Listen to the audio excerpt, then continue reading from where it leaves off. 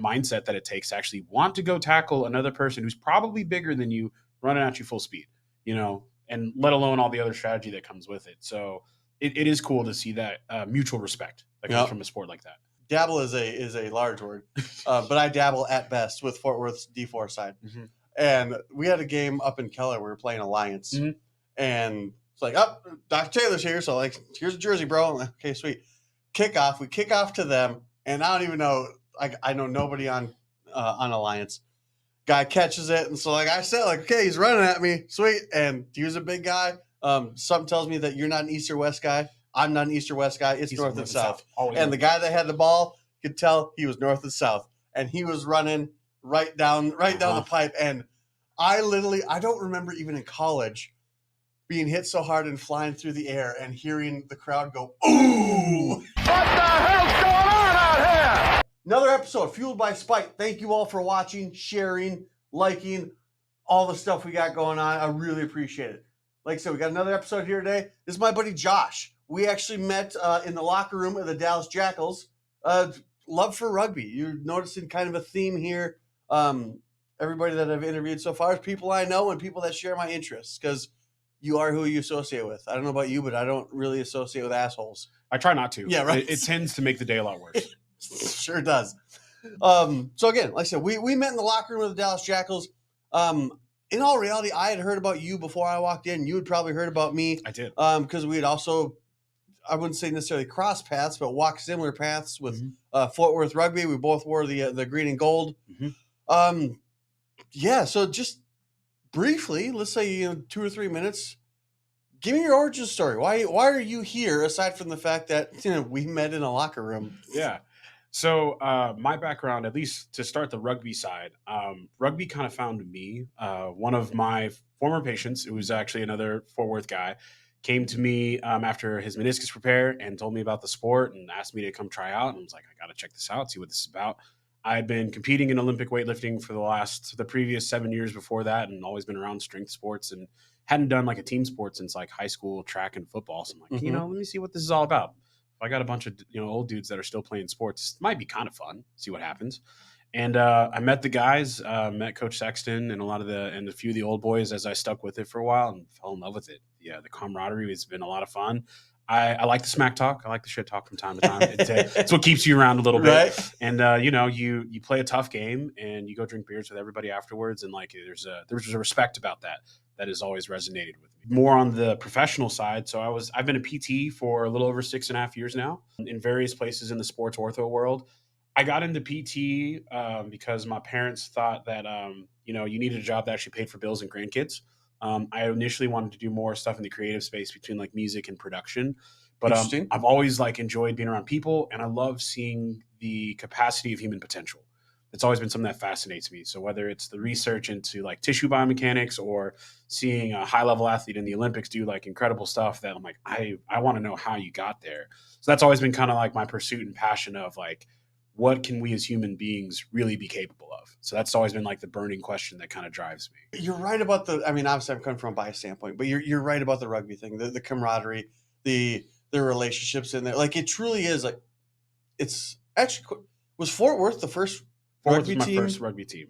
Okay. That I've ever played with. So how long have you played the sport then? This will be my third full season. Awesome. So I love it. It's again, and you've been, an athlete, you played other competitive sports. There's literally I've never had something where you hate somebody with every fiber of your being for 80 minutes. Yep. And then it just stops. Like and even, growing up playing football, like you hate them before the game, you hate them after the game, you hate them during the game. Like it was like, come from Minnesota, it was just fucking Delano. Fuck Delano.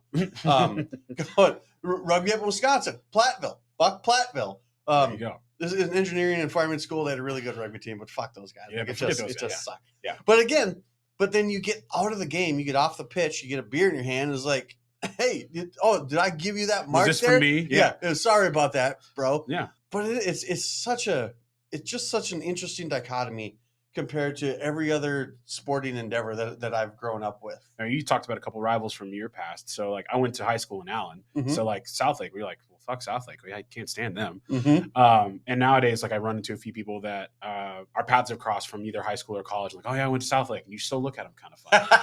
I'm like, oh, okay. All right. So, I know a lot about you. Yeah, I got you pegged. But, coming from Fort Worth, it's like, fuck the Reds. Like, we, in the confines of the sport, we don't want anything to do with the Reds. We're better than them. But at the same time, like, I've had beers with a lot of guys that played for the Reds, and I've seen their success, and like, I respect that. Yeah. There's a mutual respect because you know how hard it is to play the sport. Mhm. You've been in it for long enough. The training of it, the body contact, the mindset that it takes to actually want to go tackle another person who's probably bigger than you, running at you full speed. And let alone all the other strategy that comes with it. So it is cool to see that mutual respect that comes from a sport like that. Dabble is a large word, but I dabble at best with Fort Worth's D4 side. Mm-hmm. And we had a game up in Keller. We were playing Alliance, Mhm. and it's like, oh, Dr. Taylor's here, so like, here's a jersey, bro. I'm like, okay, sweet. Kickoff. We kick off to them, and I don't even know. I know nobody on Alliance. Guy catches it, and so like I said, like, okay, he's running at me, sweet. And he was a big guy. Something tells me that you're not an East or West guy. I'm not an East or West guy. It's north and south. And the guy that had the ball could tell he was north and south, and he was running right down the pipe. And I don't remember even in college being hit so hard and flying through the air and hearing the crowd go, ooh, and it was like, I'm 37. This is humbling. Yeah, this is humbling. You go in full intent, like, I'm going to stop this guy. Until you realize that your gravity has lost you, and you're like, right? I didn't stop this guy. I did not stop this guy. Actually, let's use this for a wonderful segue. So you own your own business. I do now. Yes. How long have you been in practice solo? 3 months as of 3 months as of today. How long were you working on it before you opened your doors? 5 years. 5 years. 5 years. So how much shit was coming down the train tracks that just knocked you, that released you from the power of gravity? Oh man, before those doors opened. It was accumulation of things. I think. So my career path started off more in like the chronic pain, opioid abuse kind of phase first, and then I kind of moved back into like traditional sports ortho. Kind of stayed around the sports realm, and I've created a few paths and connections that way. Partnering with USA Weightlifting, I've been on their med staff for the last 5 years for their national and international teams. The rugby stuff has come up in the last couple of years recently. But it's kind of been this, meeting a bunch of people who I admire and I respect. I'm like, how did you acquire this knowledge? How are you doing the stuff that you're doing? And kind of poking around and asking them questions. Mm-hmm. So that was more the positive side. Like, oh, there are opportunities. There are ways to kind of get into this space and like create a space that's more unique. That's not the traditional, oh, you're a sports PT or you're a neuro PT or you're a peds PT. Like you can kind of blend a lot of stuff. And we're seeing more hybrid creative spaces now for that. But I think I had to learn some hard lessons from like some previous employers that were like, you're a little too nice to be a business owner. Like people are going to take advantage of you. You don't know enough about business yet to kind of start this on your own. So there were some naysayers too that were like, how do I make what these weaknesses per se or perceived weaknesses, how do I turn those into strengths, or where do I get better at these things? What got you to jump? I think coming from my last like job before, full solo, I was in a corporate clinic, decent structure, decent benefits, everything's kind of cushy there. But like, I was still constrained at some of the things that I wanted to be able to do for my patients. So like take a high level athlete that's getting back to an ACL from an ACL repair. You might get on a commercial insurance 12 to 16 visits post-op for them, which again, maybe gets you through the first 2.5, 3 months. So like we're just barely starting to talk about return to running, let alone like any other type of conditioning, any other stuff in the gym, let alone any return to sports stuff, like minimum 9 months, almost maybe a year before they're actually like back to full participation. So what do you do with all that extra time? How do I still impact and like give them the tools to be like, I want you to be successful, not only in the gym and on the playing field, but like mentally also successful too. Yep. I knew too many high school kids and too many D1 kids that like had their first ACL tear. They can't return to play because they're just nervous. They just aren't mentally prepared to go back to it. So I'm like, the system's got it's too much red tape. I need ways for people to see that, number one, strength and resilience doesn't need to be just for bodybuilders and strongmen and like powerlifters and stuff like that. Like strength's for everybody. Resilience is for anyone. but it doesn't have to look like just because this one person said that you can't do this doesn't mean that has to be the end. That's it. Insurance will give you 16 visits. Yeah. For a ACL rehab. Do you know off the top of your head how fast Adrian Peterson came back from his ACL rehab? He was an outlier. That's why I'm bringing him up. I want to say, like, on the best end, I think he was cleared for full participation at like 7.5 months. Uh-huh. I think he was back on field in an NFL game at like 9. Yep. Right at 9. Yeah. How many people out there are like Adrian Peterson? Not many. Okay. So then with the amount of time that he had available to him post-op, yeah, how many days do you think it took him to use up 16 visits? 3 weeks. I mean, from talking to other, physios in like the NFL space, like you're doing rehab 4 to 6 hours a day, 6 days a week. Like that's just to get you through the basics. Yeah. Let alone when you get back to practice and all the other stuff to it too. So what's the expectation? Like, how do you set expectations? It's like I might get 2, maybe 3 times a week with this person to start, kind of guide them on the path. I'm like, I need you to own this part of the process too, and trust that, like, if you want to be successful, these are the steps to do it, because you can't always do it in here with me. Yeah. So creating the space for that's been the challenge. How do you communicate that to somebody who goes, my insurance will give me 16 visits? And you're like, oh, bro, I am not getting you field ready in 16 visits. I think it's similar. I would imagine it's probably similar to conversations you have to have too from like the chiropractic space. Like, I'm going to help adjust you to get you feeling better, but you got to do X, Y, and Z to make sure you stay better. Right. Or else you're just going to keep seeing me forever. I'm like, I'm fine, taking money for whatever, but like, I want to actually see you be successful. So like, for you to be successful, you got to own part of this relationship too. Are you talking about just PT, or are you talking about in life? Yeah. Thank you. Yeah. It all kind of, it's just a little nudge that one over, but it's true. But I do think it carries over to a lot of things. And my approach is like, I don't want you just to be comfortable with like just thinking about, I'm just fixing my knee pain. I'm just adjusting my hip pain, or I'm fixing like a bum shoulder. I'm like, these are skills and stuff that translate to a lot of things in life. Like, if you own what you're giving to yourself, it's either wellness now or illness later in a lot of ways. I like that. So if you own the things that you can keep within your control, kind of that stoic philosophy of control your controllables. Correct me if I'm wrong then. So it seems like you got your base of clients, let's say, the people that keep the lights on. What might stereotypically be a standard physical therapy, a post-op kind of patient, post-injury, maybe something like that. But then also you got your passion projects, weightlifting and rugby. How'd you get into weightlifting? Oh, okay. Funny enough, Olympic lifting was an offshoot of CrossFit, as it typically is for most people now. I was in college. There's a great CrossFit gym that's actually right across the way from where I went to undergrad. I was at Abilene Christian out in West Texas. Okay. Roy Gamboa was CrossFit Games finalist long time ago. I'm not gonna out him on how old he is. And also Ariel Lowen, she's also competing in the games right now. So both of them were at that gym.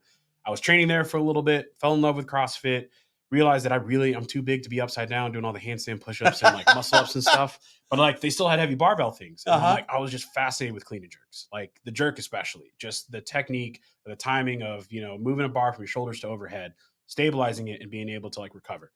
So I found a coach down in Austin after I left school, as I was finishing up PT school, and he coached me through it. He was a national champion or national level lifter himself. His wife trained at the OTC. I just fell in love with the sport and been with it ever since. And it's kind of opened other doors. So like, I meet other great sports chiros in the space, and also just seeing the sport grow. Like, so now I mostly focus on our juniors, our 11 to 21-year-olds that are on the national stage. Like, when they have national meets or camps, I go with them. And I love just seeing that promise and like their potential. It's crazy, man. Like, our women's team is unbelievable. As a person who does CrossFit 3 days a week, has been doing it for a decade, I absolutely love it, and I love the sport. One of the downfalls of CrossFit, in my opinion, is, and even in all reality, just the fitness space in general, is the low bar to entry to call yourself a coach. The thing that's kind of it triggered in me was the amount of like level 1 CrossFit coaches that just go in like, all right, here we go. We're going to snatch heavy today. So you kind of know the look when somebody's kind of watching your technique and you're like, okay, they're obviously paying attention. So I'll kind of watch for a few lifts, and then I may approach them like, hey, man, can I offer you a suggestion? I'm also a coach. And I love this sport. And I usually kind of come from the angle of this is not a detriment to you, but like, have you thought about this cue or what are you working on? Uh-huh. So I usually try to make it from a collaborative approach first. And then if they're like, I'm not you don't know this, but we're working on this together with you. Yes. And if they're like, nah, I'm not feeling it right now, I'm like, okay, cool, man. Enjoy your workout. Best of luck to you. And then you just kind of walk off. Usually, most people, when you kind of take the collaborative approach, they're at least interested to hear what you have to say. I'm like, say, I noticed that you do this at this part of the lift. Have you thought about or tried this cue yet? Or like, what are you working with it? And it usually comes off, it works better when you lead the horse to drink the water rather than just dunking its head in, because that doesn't usually allow for the path of success. Fair. So, and I try to be more subtle on it. Maybe that's just me being too nice, but that's typically the approach I like to take. But it's a weird space now too, because like the gym and like exercise should be a celebration. It shouldn't be a punishment to your body, but like, I thought it's always for the pursuit of getting better, whether you want to look better naked or you want to, do something more athletically challenging or like see what you're capable of. Like, we're all in the pursuit for something like that. Why have we become so defensive of like, oh, I'm recording myself for my space on the internet, for my coach or my followers, whatever. And I'm like, that's cool, bro. But like, you could also be doing better too. Like, there are some people who may have had similar experiences or different ones that could impact you for the best. I'm like, why does it have to be just, oh, this is mine? I want to just hold on to it. I'm like, why? Like, I mean, I'll tell you what, I guarantee you've seen it too, like Joey Swole's videos. Sure. Dude, I fucking love that guy. Yeah. Like, that's what the gym culture needed. Because it was me, myself, and I. And there is a lot of that in working. Working out is an individual sport. Lifting is an individual sport. But at the same time, like, and it's the people who are getting into it that obviously will require the most help. Yeah. But they get so defensive when you are like, hey, I'm giving you the benefit of the doubt. I see you in a gym. I'm assuming that you are taking this and you're going to do this for the rest of your life. Which is awesome. Right? So here, let me help you get started on the right foot. Fuck you. All right. All right, fine. Fuck me. I'll see myself over to this machine. I'm going to move on. You have a nice day. We're in the business of helping people. We both are. I mean, whether it be the chiropractic thing or the podcast, like this is out there to help people. I want this to be in some way, shape, or form an inspiration to people. I guarantee it's not for everybody, and that's kind of what I'm going for. But it's definitely for the people that are like, yeah, I want to get better by beating other people. Like I look at other people as a metric. Sure. Cool. That doesn't mean like we're bashing people or bringing them down. We see someone doing better than us. I want to aspire to what they're doing. Exactly. And succeed them. I like what you did with the Aspire there. Yeah. Appreciate it. When we share our expertise or we share, our experiences, it's less of I'm trying to be better than you. There are some moments where we need to, like there's a competitive nature that I think needs to be acknowledged. But at the end of the day, if it can bring both of us up, like, a rising tide raises all ships. And that should be how it should be. And there's plenty of opportunities for other people out there. Like take up your own burden and work with it and run with it. Like nobody's stopping you. I'm just trying to I'm going to put you a little bit on game. And like, these are the things that might help you get started. Bringing this thing full circle, putting a little bit of a bow on it. You are the first person I've had that is so new in business in and of themselves. But again, in 3 months, I guarantee, well, hell, how long you said you even get to that point? 5 years? Yeah. For anyone else who's like, okay, sweet. He's 3 months in. Everything that he's had to encounter is obviously far fresher. What kind of advice would you give to somebody who's looking to strike out in any way, shape, or form on their own? Have a tight circle.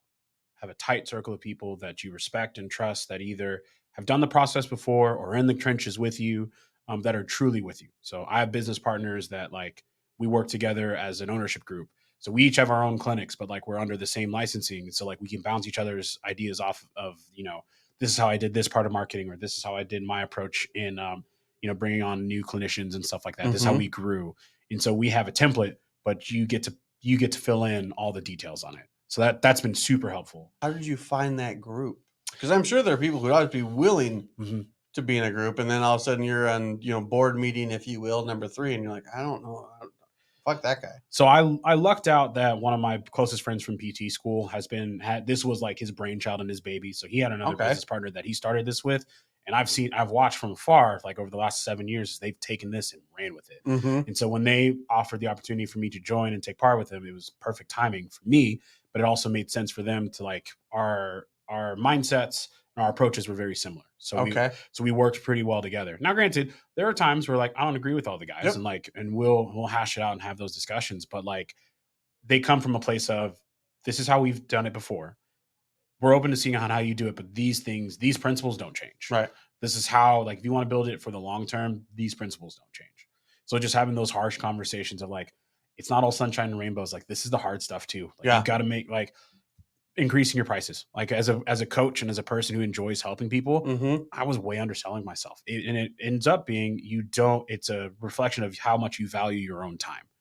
And if I'm doing this, that, and the third, and my prices are like way below what they need to be, it's a waste of my time long term. But also shows that you don't value yourself to even your customers or to your future goal as well too.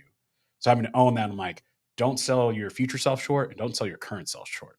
Like own your price, own your value, and then act like it too. Money fucks with people, like everybody, not like a certain group or a certain class of people. Like money fucks with people, like everybody. I legit remember. So, like when I'm presenting a care plan, anything above and beyond what insurance doesn't cover obviously falls on the patient, of course. And I give them an option. Okay, here's the amount that insurance doesn't cover. We can divide that into payments over 6 months, or if you just want to take care of it today, here's a 10% discount. I shit you not. The first woman that goes, I was down the road over in Hearst. I was in Harwood, presented to her, and like, it'll be this if we'll divide it by 6, or if you just want to take care of it today, it'll be this. So she goes, I'll just take care of it today. And I went, really? Yeah. I just really? Like, I mean, of course. Oh, that first one. Yeah. It threw me for a loop too. Wasn't too terribly long ago. Same thing. We do all of our plans of cares like up front, or kind of outline the entire plan, give them the upfront option, or if they want to, spread it out. And did the same thing. And she said, like, no, we'll take care of it today. I'm like, for real? It's like, oh yeah, I'm all in. This all makes sense. And a lot of it, I think, is just you're being the right person at the right time. And you kind of qualify them as well too. And if you've done your job well, that's what's going to happen. Of course she'll say this. But at the same time, like, after she was it a female? Did you say she? Mm-hmm. After she walked out the door, did you just kind of like kick yourself, be like, I can't believe I just fucking said really. Yeah. As if like or just I in my head, I'm just like, fucking moron. God damn it. Like, what are you doing? Be a professional. Act like you've been here before. I know. And if you're not used to money, or if you are starting a business and you have very little money, and then all of a sudden you get a windfall. It's not even a windfall. It's just you did your fucking job. Yeah. It's like, all right, okay, sweet. Like I was telling somebody the other day, I've been in practice for 10 years. I've raised my prices 5 times. Okay. It's all been in the last 3 years. Maybe 4 years, but like, yeah. And it's like, well, I've got all these people that I have to help, and then they might not come back, and some of them didn't. And I had a chiropractor that told me, he's like, you are here. You're not here to help everybody. You're here to help the people that you're supposed to help, and the people you're supposed to help will pay you for it. Yeah. Turns out he wasn't wrong. Yeah. We had two of my business partners. We've had the same conversation in probably like the last 2 weeks. Same exact thing. I'm like, people who pay attention. Oh, I like that. And it's true. Like whether they pay with their time or with their finances, whatever the resources are, like when they're invested, they want to see their success, or they want to see what this is actually invested in. If you can lay out the land of like, this is exactly how you get better. I know I'm the expert on this. I'm going to help you through this, and we're going to crush this. If you can instill that confidence, there's no fear, no uncertainty, no doubt. You've done your job. I mean, and if you could tie some sort of tangible outcome to it, like my best thing, and feel free to steal this if you want, by all means, because men don't go to doctors. Nope. And and I imagine it's even harder for you, because if a man's going to work out, he's going to fucking do it by himself. Sure. He doesn't need somebody else to tell him how to do it. But the majority of men that come here because their wives, mothers, or girlfriends set their appointment. But I've still got to convince them that I can help them. And again, feel free to steal this. One of the best ways to do it. I mean, if they have kids, they're going to be a patient here. Yeah. Because it's just a matter of, do you get tired playing with your kids? Can you get on the floor and play with your kids? Yeah. Can you get up? All right. Here's my money. Here you go. And again, our time costs money, but at the same time, bro, you got to fucking play with your kids. Yeah. You got to own this. Yeah. Your kid's going to grow up. You're not going to get this time back. Nope. Not in the least. And there is nothing more humbling than seeing, and it has happened to me, and it fucking won't, but seeing a kid tell their parent, like, hey, a little more time would have been nice. right? That sucks. Yeah, it does. And to know that the reason that you didn't give them the time was because you didn't take the time for yourself. Mm-hmm. People are looking for guidance. How do they find you to guide them? The name of the clinic is Alinea Performance FTX. I am on Instagram as DocJW. Our website, alineaperformance.com. You'll find all of our locations. So I'm the Texas location right now. You'll probably see me at a couple CrossFit events here in the next few months, and and also rugby, all the rugby things, all the rugby things. So probably a couple Jackals games, few Fort Worth games. I appreciate the time today, man. Dude, this is fun. Thanks for swinging in. Absolutely. Again, everyone, thanks for watching. Thanks for sharing. It's becoming a thing. Like I shit you not, you'll learn more here by accident than elsewhere by design. Josh, appreciate your time, man. Everyone out there, appreciate you in Spotify land or whatever the fuck this is airing at. See you guys later.